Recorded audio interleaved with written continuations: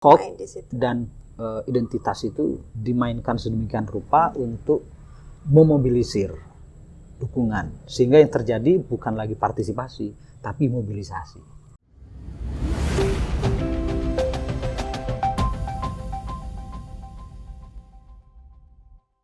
Halo, selamat sore para pemirsa podcast. Kembali lagi sore ini di podcast Democratic Resilience yang merupakan kerjasama dari Elkis, Yayasan Kajian Islam dan Sosial, dengan The Asia Foundation. Seperti biasa, hari ini saya, Dian Nurining Tias, akan memandu podcast kali ini. Dan tema kita kali ini sangat menarik. Kita akan bicara soal demokrasi dan partisipasi publik, Mas. Nah, di samping kita sudah hadir Mas Ahmad Sidki M. Hum. Wah, selamat sore, Mas. Sore. Beliau ini adalah saat ini menjabat sebagai Ketua Divisi Sosialisasi, Pendidikan Pemilih, Partisipasi Masyarakat dan SDM Komisi Pemilihan Umum Daerah Istimewa Yogyakarta. Panjang sekali. Tapi selain itu beliau juga sudah pernah menjadi Ketua KPU Sleman di periode sebelumnya tahun 2013 sampai 2018. Halo Mas, selamat datang. Saya senang sekali karena tema ini tuh pas banget gitu kalau Mas Sidki yang menyampaikan. Baik. Ini membawakan Mbak Dian kan? Bisa aja Mas Sidki. Oke. Mas Sidki, mengawali diskusi kita, kalau kita berbicara soal demokrasi dan partisipasi publik, ini tentu kaitannya sangat erat. Kalau demokrasi nggak ada partisipasi publik, tentunya itu bukan demokrasi. Demikian juga sebaliknya gitu kan ya, karena ini merupakan prasyarat. Kalau kita lihat lagi, sebetulnya demokrasi ini kan barang yang sudah sangat lama. Dia muncul di zaman Yunani kuno, kemudian terus berkembang sesuai dengan cara berpikir manusia yang saat ini semakin modern gitu ya. Dan demokrasi ini juga secara kita sadari atau tidak kita sadari itu mengubah tatanan politik dan bahkan kultural di suatu negara. Nah, sebenarnya kita sering mendengar kok Mas demokrasi, tapi sebenarnya banyak juga yang belum tahu apa sih sebenarnya demokrasi atau gimana sih demokrasi dan partisipasi publik gitu. Monggo Mas, gimana? Oke, Mbak Dian, makasih ya. Kalau kita ditanya soal demokrasi, saya yakin sudah banyak orang yang tahu ya. Karena demokrasi tadi betul, saya setuju, ini kan sebuah barang lama, bahkan sudah masuk pada mata pelajaran di sekolah-sekolah. Terutama pelajaran PPKN, Pendidikan Pancasila dan Kewarganegaraan. Nah, tetapi begini, kalau makna dasarnya selama ini kan dari rakyat, oleh rakyat, untuk rakyat, gitu kan. Asal kata dari demos, kratos, pemerintahan dari rakyat. Nah, tetapi menurut saya yang paling substansial dari demokrasi itu adalah sebuah konsep menghargai manusia, menghargai rakyat. Dari awalnya rakyat itu tidak dihargai, hanya yang mengambil keputusan hanya orang-orang tertentu, ya kan, monarki.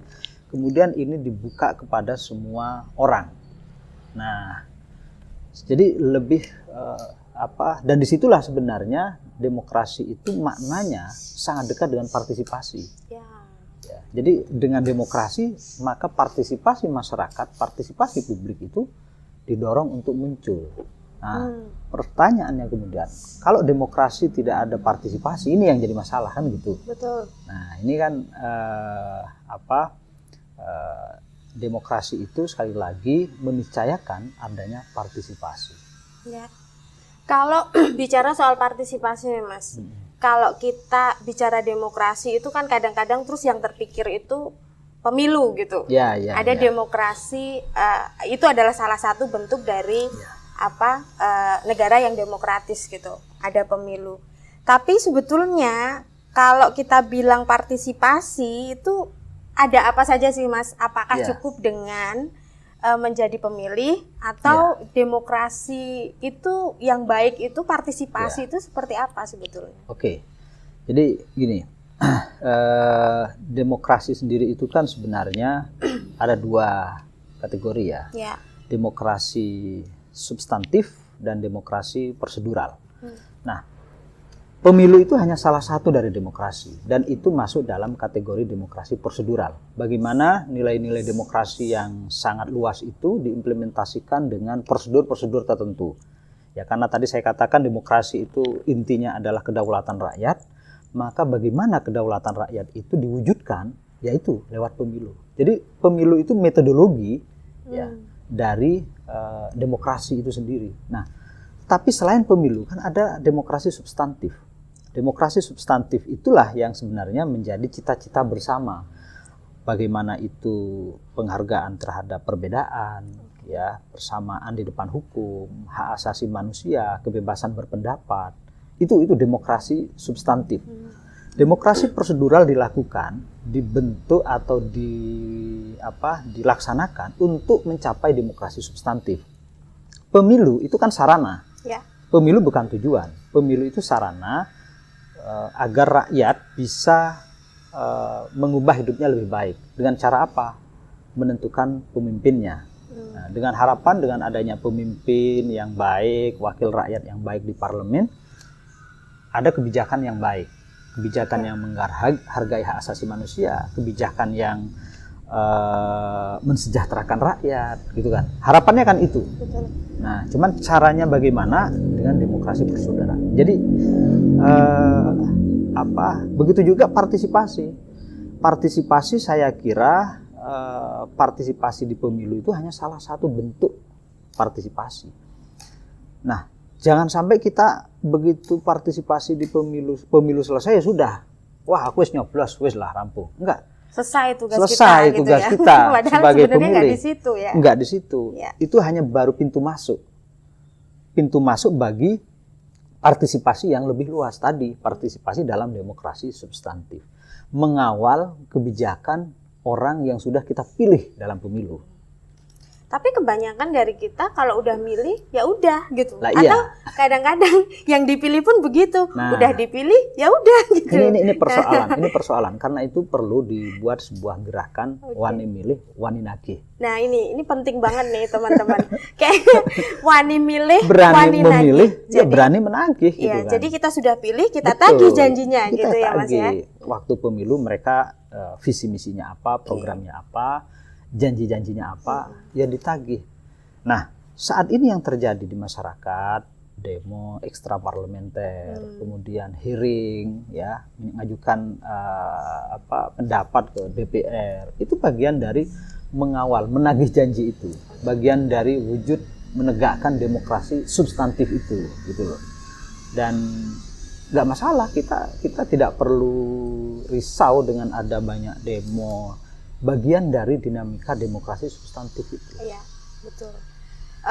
Lagi pula sebagai warga negara, kewajiban dan hak kita untuk berkontribusi itu sebetulnya dilindungi oleh hukum kan Mas. Sangat dilindungi selama oleh kita hukum. masih di dalam koridor hukum Ya. yang berlaku Ya. gitu ya. Jadi gini Mas, saya tadi terfikirkan gini, kalau bukan hanya sebagai pemilih, artinya sekarang nih kan kita baru mau akan pemilu nih, Ya, 2024. Ya, Kan? ya. Kadang tuh ngomongnya harus 2024 gitu. Iya, padahal kita harus yakin 2024, Oke. tanggal 14 Februari 2024, karena sudah jelas Tanggalnya itu. tuh cantik banget loh Mas. Loh, iya, gitu. Kita memang 14 sengaja. Februari gitu. Jadi itu bukan lagi nanti bukan hanya sekedar Betul. hari Valentine dong. Iya.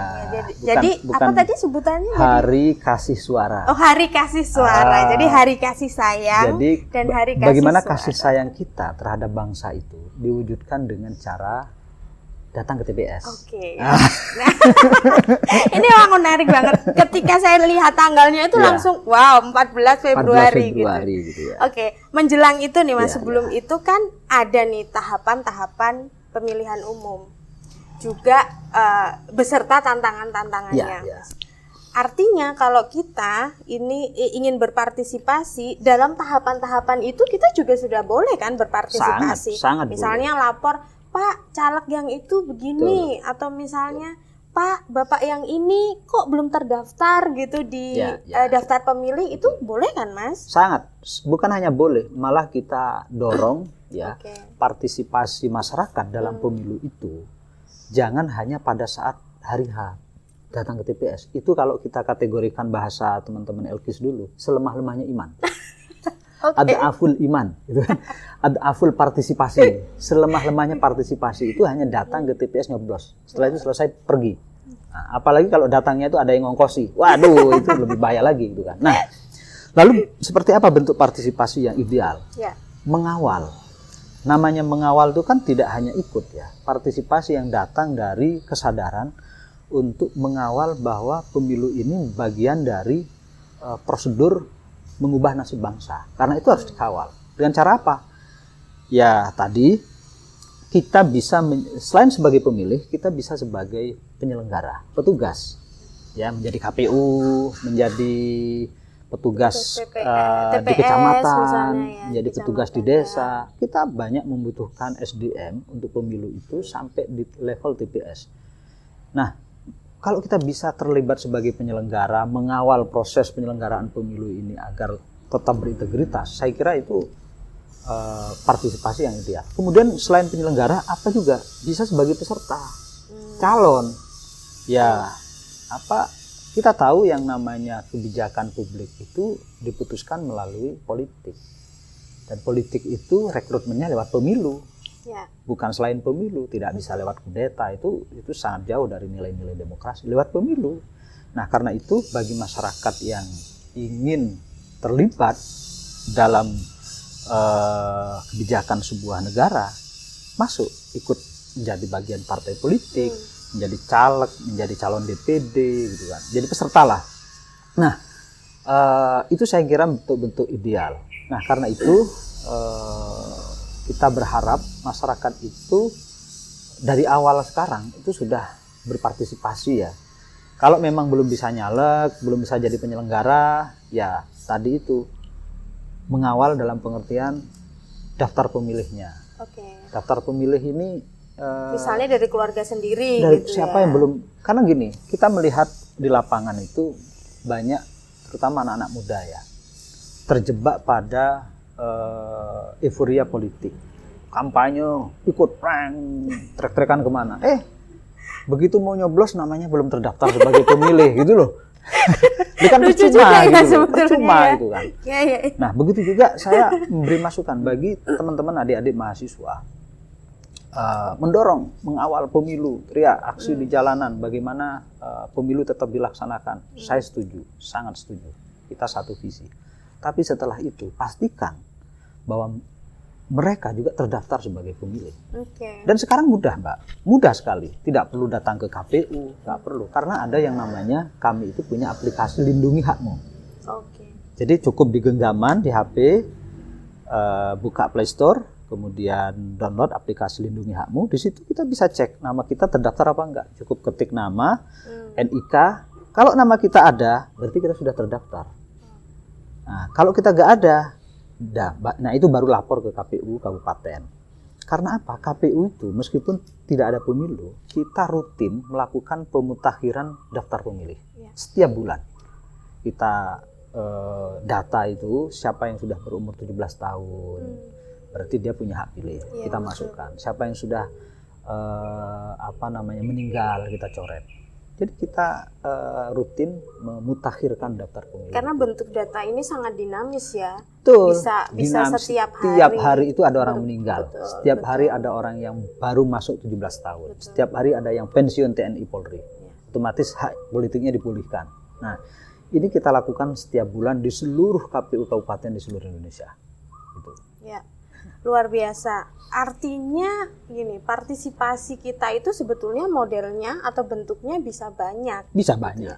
Bisa banyak dan juga bisa dari lingkungan kita yang terdekat diri sendiri, misalnya melalui aplikasi kita cek udah masuk daftar pemilih atau belum. Nah, baru-baru ini nih Mas, kita kan kemarin sempat heboh di tanggal 11 April ada demo gitu ya, besar-besaran mahasiswa yang salah satu yang disuarakan adalah menolak 3 periode, kemudian juga menolak pengunduran pemilu gitu. Kalau tadi kita bicarakan dengan tanggal yang udah cantik dan sudah ditentukan itu, apakah mungkin ini ada misinformasi atau yang berkembang di masyarakat itu tercemari oleh hoax atau bagaimana kondisi yang seperti ini Mas saat ini terjadi?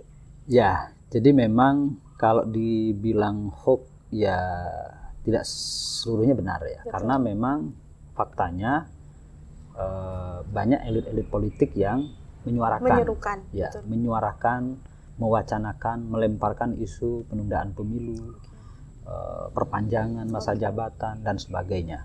Sehingga kalau dikatakan ini hoax murni ya tidak selamanya benar. Tetapi yang jelas kalau kami KPU itu dari awal itu sudah membuat simulasi hari pemungutan suara. Dari awal sudah kita simulasikan tanggal yang pas mana sehingga sampai pada sebuah kesimpulan bahwa yang paling pas itu tanggal 14 Februari 2024. Dan itu sudah dikeluarkan surat keputusan oleh KPU SK nomor 21 tahun 2022. Artinya ini sudah punya kekuatan hukum. Nah, penting ini teman-teman ya. Jadi tanggal itu sudah punya kekuatan hukum dari KPU. Oleh KPU. Karena apa? Undang-Undang nomor 7 2017 tentang pemilu mengamanatkan yang menentukan tanggal pemilu itu KPU. Bukan yang lain. Memang KPU diberi ruang untuk berkoordinasi dengan DPR, dengan pemerintah.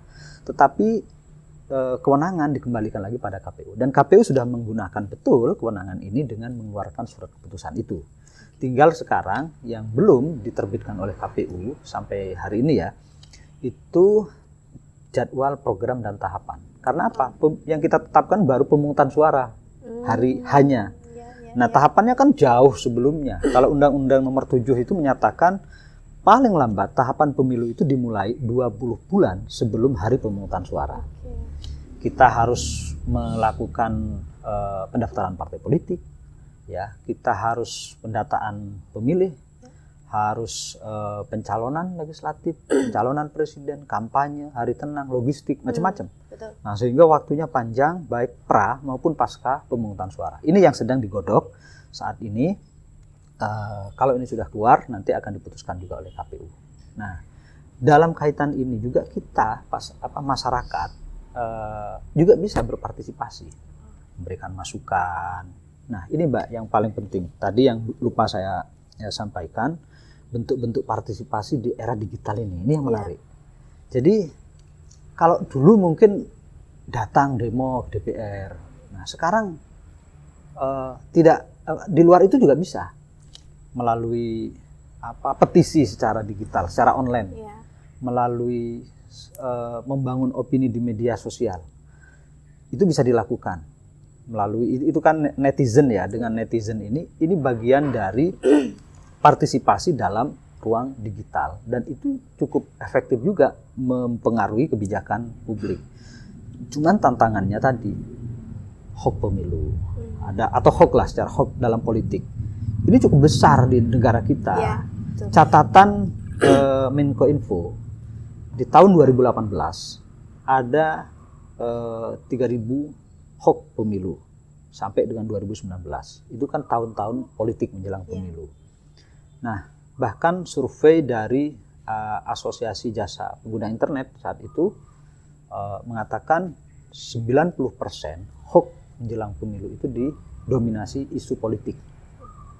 Jadi sangat banyak dan ini cukup mengganggu terhadap kemurnian partisipasi masyarakat dalam pemilu. Partisipasi akhirnya dibentuk oleh informasi-informasi yang sesat. Ya. Rakyat, masyarakat mau menjatuhkan pilihan itu karena ada informasi yang diterima itu yang tidak benar. Sehingga terjadilah namanya waktu pemilu 2019 pembelahan. Ya, muncul istilah-istilah kampret, istilah cebong. Itu kan di dunia digital awalnya saling seperti itu. Nah, ini yang harus kita antisipasi ke depan dalam pemilu 2024. Ya, yang saya kira potensi ini masih ada. Potensi hoax pemilu bersama dua tantangan lain. Ya kalau kami catat itu di KPU itu tantangan partisipasi pertama hoax pemilu, kedua money politik. Money politik ini dari dulu sampai sekarang masih cukup tinggi. Masih ada. Betul. Gitu. Cuman bentuknya aja yang yang menyesuaikan. sudah beragam sekarang Betul, ya, sudah kan? lebih kreatif gitu. Dan yang ketiga yang tidak kalah berbahayanya politisasi identitas. Oke. Ini juga betul. Biasanya hoax main juga. Hoax main di situ. dan identitas itu dimainkan sedemikian rupa untuk memobilisir dukungan, sehingga yang terjadi bukan lagi partisipasi tapi mobilisasi. Jadi kan beda kan, partisipasi dan mobilisasi kan beda. Nah yang kita harapkan kan partisipasi publik dalam pemilu, itu yang kita harapkan, maupun dalam waktu-waktu pasca atau non pemilu. Ya. Rasanya memang dari tahun ke tahun berita bohong dan hoax ini masih akan terus ada gitu, dan itu sebetulnya kalau kita mau menyadari itu tantangan tidak hanya dari segi penyelenggara pemilu kan, tapi juga kita sebagai masyarakat dalam hal menerima informasi itu memang harus dipilah dan disaring. Nah, kembali lagi ke yang barusan kita bahas soal teknologi informasi dan digitalisasi ini. Artinya demokrasi kita itu kan juga erat kaitannya dengan teknologi informasi. Kalau yang ideal gitu ya, ketika kita menerima berita gitu misalnya soal berita politik atau dalam hal ini misalnya yang berkaitan dengan pemilu gitu, gimana sih Mas cara menyaringnya, atau bagaimana idealnya kita ketika menerima berita tentang kondisi politik atau situasi yang ada saat ini gitu, yang berkaitan dengan politik? Ya sebenarnya sangat mudah sebenarnya Pak. Kalau kita memperoleh informasi terkait dengan isu tertentu, maka kita kembalikan isu itu pada sumber ofisial. Kalau pemilu, yang harusnya jadi rujukan publik itu adalah situs atau website media sosial KPU. Problemnya sekarang, orang mengutip isu pemilu, informasi pemilu dari media sosial orang lain. Apalagi orang lain ini memang ingin mengobok-ngobok pemilu, kan gitu semakin. Nah, jadi sangat mudah. Jadi kalau isu itu tentang pemilu, rujuklah official website KPU, mulai dari pusat sampai ke daerah. Pasti kita akan memberikan penjelasan. Dan kita semua sudah selalu update di media sosial. Semua platform media sosial, hampir semua ya saya katakan, KPU itu punya. YouTube, TikTok juga ada gitu kan, kita gunakan. Nah, jadi kalau itu yang dilakukan, saya kira sedikit bisa mengurangi misinformasi itu. Ya, jadi kalau kita nyari informasi soal perkawinan ya ke KUA, websitenya Kemenak, bukan ke KPU gitu kan. Nyari pemilu ke KUA kan salah. Iya betul. Betul. Jadi kesehatan ya ke Kementerian Kesehatan. Kalau soal COVID ke website Satgas COVID kan gitu. Ya, ini ya yang menjadi masalah karena kan ya maklum semua sekarang di dunia digital ini berhak menjadi merasa bisa menjadi narasumber. Ya kan, bikin semuanya pengen jadi konten kreator. Konten kreator semua dibicarakan, ya kan. Nah, padahal dia tidak berkompeten berbicara soal itu. Gitu loh. Oke, menarik banget diskusi kita Mas. Tapi kalau bisa saya rangkum sedikit tadi bahwa teman-teman partisipasi itu tidak hanya di hari H pemilu, tapi kita sudah bisa mulai berpartisipasi dari sekarang.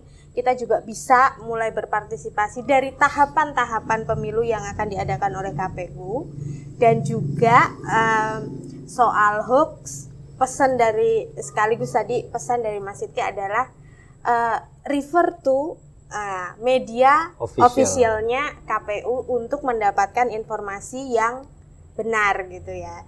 Jadi mari kita sama-sama sebetulnya bisa melawan hoax pemilu dan bisa berpartisipasi, bukan berpartisipasi hoax ya, bisa berpartisipasi aktif sampai pada tahapan-tahapan pemilu yang nantinya akan diselenggarakan oleh KPU. Jadi nggak cuman nyoblos aja gitu loh teman-teman. Selemah-lemahnya partisipasi. Selemah-lemahnya partisipasi adalah nyoblos aja, tapi kita bisa berpartisipasi dari berbagai tahapan. Ya. Dan mulai juga dari lingkungan kita sendiri. Coba habis ini kalian semua cek apakah sudah terdaftar Tadi, di Mbak, lindungi daftar. hakmu, cek buka lindungi hakmu. Nah, www.lindungi buka hakmu. www.lindungihakmu, cek. Nah, di situ adalah awal hari ini kita berpartisipasi Ya. untuk demokrasi Indonesia.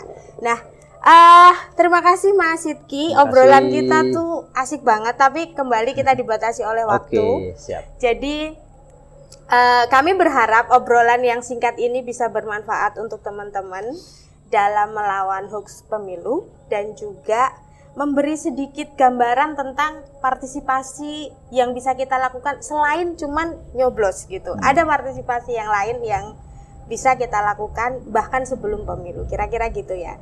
Baik, terima kasih sudah menonton kami sore ini. Terima kasih juga Mas Sidki Terima kasih, dan Mbak Dian. KPU Yogyakarta. Ya.